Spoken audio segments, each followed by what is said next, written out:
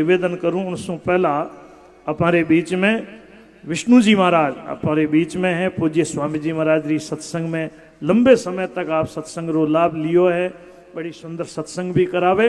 श्री विष्णुदास जी महाराज आशीर्वचन आपने निवेदन करेला, पचे आगेरी कथा रो प्रसंग। बोलिए द्वारिकाधीश की। गोविंद गोविंद गाइए रे भजो, राधे गोपाल कृष्ण गाइए रे। गोविंद गोविंद गाइए रे भजो, राधे गोपाल कृष्ण गाइए रे। गोविंद गोविंद गाइए रे भजो, राधे गोपाल कृष्ण गाइए रे। गोविंद गोविंद गाइए रे भजो, राधे गोपाल कृष्ण गाइए रे। गोविंद गोविंद गाइए रे भाई, मीरा के श्याम प्रभु गाइए रे। गोविंद गोविंद गाइए रे भाई, मीरा के श्याम प्रभु गाइए रे। गोविंद गोविंद गाइए रे भजो, राधे गोपाल कृष्ण गाइए रे। गोविंद गोविंद गाइए रे भजो, राधे गोपाल कृष्ण गाइए रे। गोविंद गोविंद गाइए रे भजो, राधे गोपाल कृष्ण गाइए रे। गोविंद गोविंद गाइए रे भजो, राधे गोपाल कृष्ण गाइए रे। बोलिए द्वारिकाधीश की जय, श्री सूर्य नारायण भगवान की जय। वसुदेव सुतं देवं कंस चाणूरमर्दनं, देवकी परमानंदं कृष्णं वंदे जगद्गुरुम्।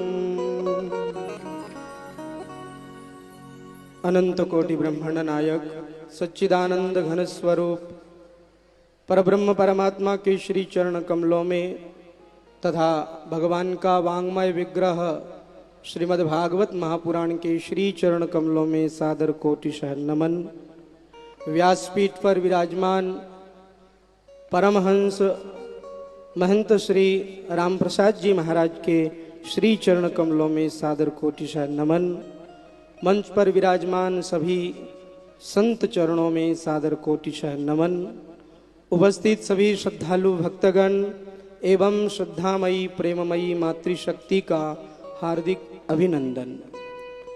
हम सब लोगों का अहोभाग्य है कि श्रीमद् भागवत महापुराण जो कि परमहंसों की संहिता है, परमहंसों की संहिता हमें परमहंस श्री राम प्रसाद जी महाराज के द्वारा सुनने को मिल रही है। ये हम सब लोगों का बड़ा ही भाग्य है कि ऐसे सरल संत के द्वारा और सरल वाणी में मारवाड़ी भाषा में श्रीमद् भागवत महापुराण की कथा हमें आप श्री के श्री मुख से सुनने को मिल रही है। और भागवत महापुराण जहाँ होती है, जहाँ इसकी कथा होती है, वहाँ पर फिर और कुछ कहना शेष नहीं रहता। फिर भी महाराज श्री की आज्ञा हुई है तो मैं भागवत भगवान के श्री चरणों में अपने भाव व्यक्त करता हूँ। मैंने महाराज श्री के श्री मुख से ही, परमहंस जी महाराज के श्री मुख से ही भागवत में पहले सुना था कि यह जो जोधपुर है, इस जोधपुर को सूर्य नगरी क्यों कहते हैं। किसी ने अलग अलग अपने अपने मत बताए। किसी ने कहा सूर्य भगवान की किरणें यहाँ सीधी पड़ती है, तो किसी ने कहा क्या दूसरी जगह उल्टी पड़ती है। तो अलग अलग अपने अपने लोगों ने भाव बताए, लेकिन परमहंस जी महाराज के द्वारा हम लोगों ने सुना कि इस सूर्य नगरी पर संतों की विशेष कृपा है। संत महापुरुष यहाँ विराजते हैं। सूर्य भगवान बाहर का प्रकाश करते हैं और संत भगवान भीतर का प्रकाश करते हैं। इसलिए इस जोधपुर को सूर्य नगरी कहते हैं। यहाँ संतों की कृपा है। इसी कड़ी में एक और कड़ी जुड़ गई है। ये सूर्य नगरी क्यों है, अब आप लोग ये भी कहने लग जाएंगे, क्योंकि जोधपुर में आज साक्षात सूर्य भगवान का मंदिर है, इसलिए भी यह सूर्य नगरी है। इतने दिन तक यहाँ सूर्य भगवान का मंदिर नहीं था, लेकिन अब आदित्य भगवान श्री सूर्य नारायण का यह पंचदेव मंदिर बन रहा है।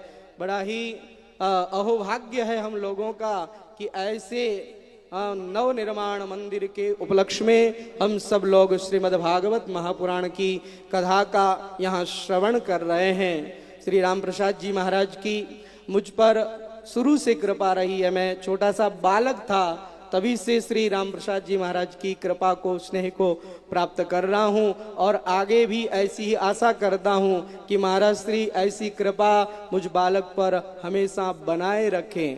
देखिए, हमारे संत महापुरुष निवेदन करते हैं कि हम अपने बालकों को संतों को भी भेंट देवें, संतों को भी चढ़ाएं, क्योंकि आज इस युग में संत कम होते जा रहे हैं। जो संत हो गए वो हो गए, अब नए संत बनने बंद हो गए।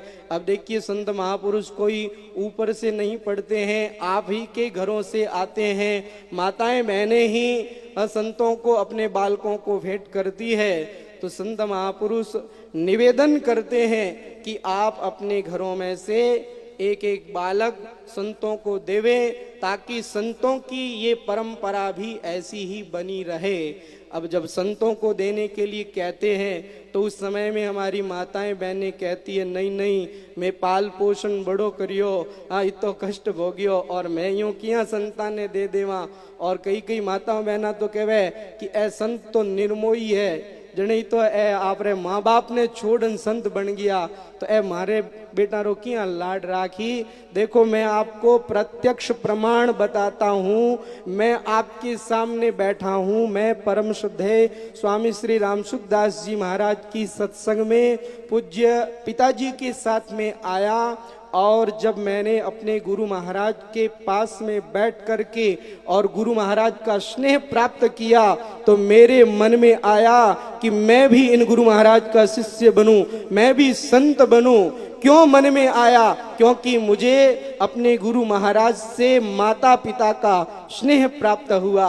तो आप ये मत समझना कि आपके बेटों को यहाँ स्नेह प्राप्त नहीं होगा। मैं अपने जीवन की बात बताता हूँ कि मुझे इस संसार में दो लोगों से विशेष स्नेह प्राप्त हुआ। एक तो अपने गुरु महाराज से और एक परमहंस श्री राम प्रसाद जी महाराज से। बचपन से ही आपकी कृपा और आपका स्नेह मुझे प्राप्त हुआ है। तो मैं आप लोगों से भी यह निवेदन करता हूँ कि आप लोग भी अपने बच्चों को संत बनाएं। हमारे पूज्य महाराज श्री परम श्रद्धेय स्वामी श्री राम सुखदास जी महाराज कहते थे कि कम से कम 5 बच्चे तो होने ही चाहिए। 5 बच्चे किस लिए? तो महाराज श्री बताते थे कि एक तो माँ बाप की सेवा के लिए, दूसरा समाज की सेवा के लिए, तीसरा इस संसार में कृषि कार्य करने के लिए, और चौथा वहाँ सरहद पर, सीमा पर रक्षा करने के लिए, और 5वां जो है वह समाज को दिशा देने वाला, समाज को मार्गदर्शन देने वाला संत भी होना चाहिए। तो कम से कम 5 बालक तो होने ही चाहिए। लेकिन हम हिंदुओं ने अपनी ये भावना बदल दी है और हम हिंदू लोग ये कहने लग गए हैं, हम 2 और हमारे 2। आजकल तो लोगों ने ये भी भावना बदल दी। अब तो ये कहने लग गए, हम 2 1 और हमारे 1। अब आप बताइए, आपके एक ही बालक होगा तो वो क्या क्या करेगा? कौन देश की रक्षा करेगा? कौन समाज की रक्षा करेगा? कौन समाज को मार्गदर्शन देगा, एक ही बच्चा क्या क्या करेगा। आप लोगों को अगर ये कहा जाए कि परिवार बढ़ाओ तो आप लोग ये कहते हो कि महाराज हम खाएंगे क्या, लेकिन हम ये कहते हैं कि आपके पास में इकट्ठा किया हुआ धन है, उसकी रक्षा कौन करेगा। आपको पता है अन्य धर्म के लोग बढ़ते जा रहे हैं और वो ये कह रहे हैं कि इन हिंदुओं को ये महल आदि बनवाने दो, इनको पैसे आदि इकट्ठा करने दो, मौज तो आखिर हमको ही करनी है। अगर आपके एक ही बालक होगा तो आपके उस पैसों की, उस धन की और इस मालिक की, मकान की कौन रक्षा करेगा, हमारे धर्म की कौन रक्षा करेगा। अगर हम चाहते हैं कि हमारे धर्म की रक्षा हो तो आप अपने घरों में से एक एक संत भी निकालिए और अपने परिवार को भी बढ़ाइए, ताकि हमारे समाज में समाज सेवा हो, देश रक्षा हो और समाज का मार्गदर्शन करने वाला भी हो। तो संत महापुरुषों का यही संदेश है कि हम अपने समाज के लिए कुछ करें, हमें अपने समाज के लिए आगे आना चाहिए। भगवान सूर्य नारायण का यहाँ पर यह सुंदर मंदिर बन रहा है और हम लोगों को इस मंदिर के निर्माण में अपनी राशि भेंट करके अपना धन सफल बनाना चाहिए और हम लोगों को समाज सेवा के लिए और भगवान के कार्य के लिए आगे बढ़ना चाहिए। बोलिए आनंद कंद भगवान की जय। बहुत बहुत सम्मान श्री विष्णुदास जी महाराज का, जोरदार ताली बजा करके स्वागत, अभिनंदन। बढ़िया बात लगी मने तो। कोई बोलिया तो सही, कोई संत बनाओ। बोलो संत कौन बनता है?